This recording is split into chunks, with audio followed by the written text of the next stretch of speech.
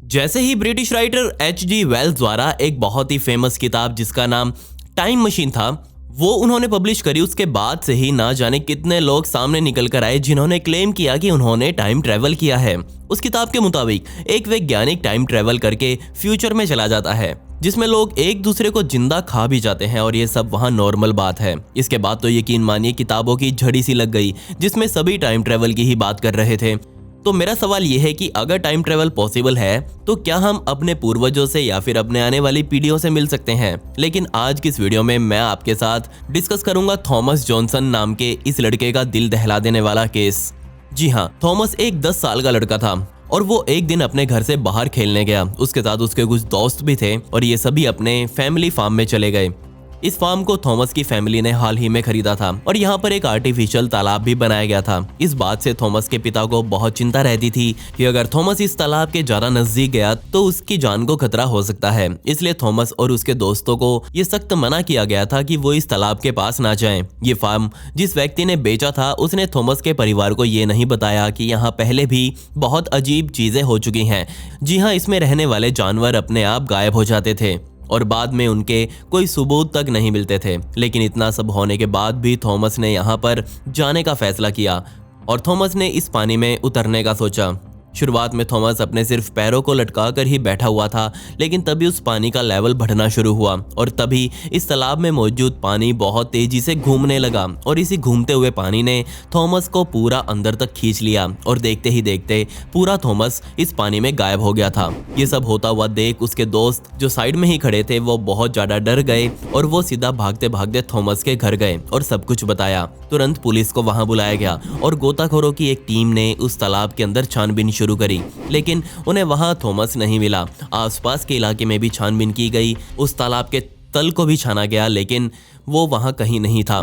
तो थॉमस बिना किसी सबूत के ही अब गायब हो चुका था। खैर, इस पूरे हादसे को 58 साल बीत गए और इस परिवार को कभी पता नहीं चल पाया कि उनके बेटे के साथ क्या हुआ। खैर, एक दिन उसके पिता अपनी इसी प्रॉपर्टी में घूम रहे थे और उन्होंने सोचा कि क्यों ना उसी तालाब के पास जाकर अपने बेटे को याद कर लिया जाए। वो ऐसा पहले भी कई बार कर चुके थे।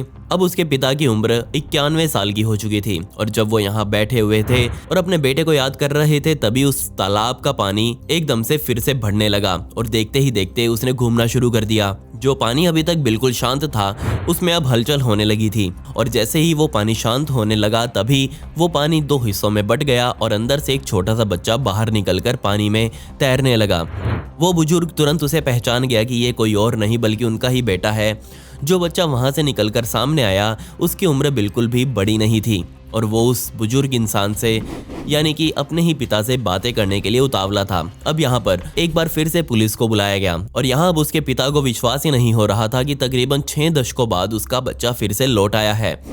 अब जहाँ वो बच्चा उस बूढ़े आदमी को अपना पिता बता रहा था वहीं पुलिस को लग रहा था कि ये बच्चा नाटक कर रहा है और इस बूढ़े आदमी से पैसे हड़पना चाहता है। इस बच्चे को पता था कि इस बूढ़े आदमी की जिंदगी में अब कम ही दिन बचे हुए हैं और जरूर ये बच्चा इस आदमी की प्रॉपर्टी हड़पने के लिए आया है, जबकि वो बच्चा और उसका बाप खुद भी ये क्लेम कर रहे थे कि हम दोनों एक दूसरे को अच्छे से जानते हैं। अब यहाँ पुलिस को फिर से 58 साल पहले की कहानी सुनाई गई और अब दुनिया उनके बारे में ना जान पाए इसलिए उन दोनों ने अपने नाम बदल दिए, जिसके बाद उनके साथ क्या हुआ ये कोई पता नहीं कर पाया।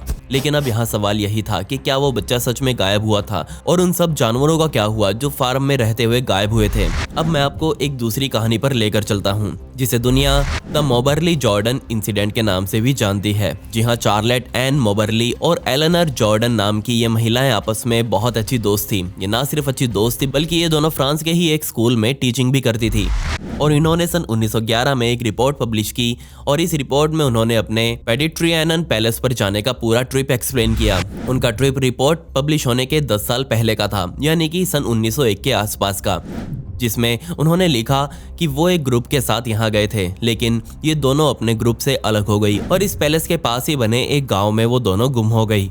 और जब वो वापस घूमकर इस पैलेस पर आई तो उन्हें पता चला कि ये पूरा पैलेस और इसके सारे गार्डन आम लोगों के लिए बंद किए जा चुके हैं। उन्होंने बताया कि जैसे ही वो उस अजीब से गांव में पहुंचे तो वहां उन्हें 2 टोपी पहने हुए आदमी दिखाई दिए और वो आदमी उनके पास आए और बोले कि तुम दोनों एक दूसरे से अलग मत होना वरना तुम्हें बहुत दिक्कत हो जाएगी। और तभी इन दोनों औरतों ने नोटिस किया कि जिस गाँव में वो मौजूद है उस गाँव में इन दोनों आदमियों के अलावा और कोई नहीं रहता। बेशक यहाँ पर घर तो बहुत सारे बने हुए हैं, वो सभी खुले भी हैं, लेकिन उनमें कोई भी मौजूद नहीं है। साथ ही उन्होंने बताया कि वो आदमी बहुत अजीब कपड़े डाले हुए थे। उनमें से एक के मुंह पर तो इतने दाग धब्बे मौजूद थे कि उसकी शक्ल भी पहचान में नहीं आ रही थी।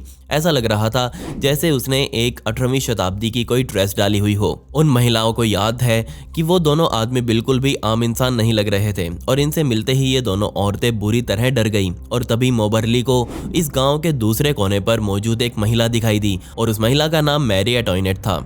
जी हाँ, अगर आपको नहीं पता कि मैरी एंटोइनेट कौन थी तो मैं आपको बता दूं कि वो फ्रांस की अंतिम रानी थी। लेकिन ये कैसे हो सकता है कि शतकों पहले मर चुकी कोई महिला वहां के गार्डन में घूम रही हो? और क्या ये दोनों आदमी इस रानी के बॉडीगार्ड थे, जबकि असलियत में मैरी की मौत सन 1792 में ही हो चुकी थी।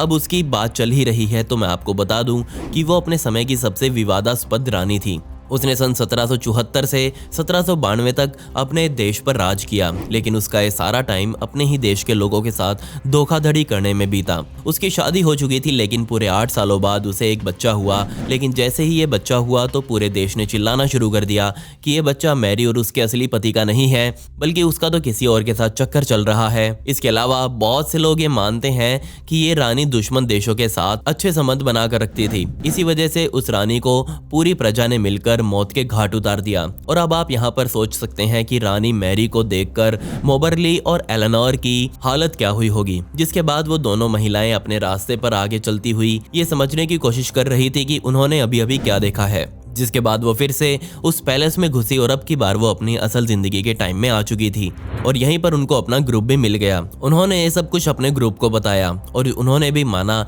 कि किसी तरह ये दोनों समय में तकरीबन 100 साल पीछे चली गई थी। उस ग्रुप को तो उन्होंने अपनी कहानी तभी बता दी, लेकिन दुनिया को बताने में उन्होंने कुछ सालों का टाइम लिया, जिस वजह से बहुत से लोग निकल कर सामने आए जिन्होंने कहा कि ऐसा कुछ नहीं है, ये दोनों महिलाएं सिर्फ फेमस होने के लिए ऐसी कहानियां बना रही हैं। अब मैं आपके सामने बात करने वाला हूं हैकन नॉर्डक्विस्ट की। और यह आदमी सन 2006 में दुनिया के सामने आया और क्लेम किया कि वो सन 2042 में समय बिताकर आया है। यहाँ स्वीडन के इस आदमी का कुछ ऐसा ही कहना है, लेकिन सवाल यह है कि यह आदमी यहाँ तक कैसे पहुँचा? तो जवाब है कि किचन में लगी हुई सिंक। जी हाँ, वो खुद से ही अपने घर की किचन में लगी सिंक को साफ कर रहा था या फिर कुछ उसे ठीक कर रहा था। लेकिन जैसे ही उसने इस सिंक वाले कैबिनेट को खोला और उसने नोटिस किया कि इस कैबिनेट का तो कहीं अंत ही नहीं है। जी हाँ, वो आगे और आगे बढ़ता जा रहा था और साथ साथ वो आदमी भी उसके अंदर बढ़ता गया और वो तब फाइनली सन 2042 में जाकर रुका, जहाँ उसने खुद के ही बुढ़ापे को देखा। बेशक हम यहाँ पर इस आदमी की कहानी को सिरे से इग्नोर कर सकते हैं, लेकिन सिर्फ एक रीज़न है जिस वजह से मैं इस कहानी को पिक कर रहा हूँ और वो है उसका फ़ोन। जी हाँ, वो अपने साथ उस साल में अपने फ़ोन को भी लेकर गया था, जहाँ पर उसने एक फ़िल्म शूट की और जो आप अभी अपनी स्क्रीन पर देख रहे हैं, जिसमें वो एक तो आज का बंदा है और एक सन 2042 वाला, और ये दोनों आपस में मिल रहे हैं। उन्होंने यहाँ पर अपने हाथ पर बने हुए टैटूज़ भी दिखाए। मुझे नहीं समझ आया कि ये सब असली है या नहीं, लेकिन इस बात का पता लगाने के लिए हमें सन 2042 का इंतज़ार करना होगा। खैर, पिछली वीडियो का शाउट आउट मनोज अचोत्रा को and comment pick me to get a shout out in next video. आपको ये वीडियो कैसी लगी कमेंट्स में वो भी बता दें। मिलते हैं अगली वीडियो में। ये वीडियो देखने के लिए धन्यवाद।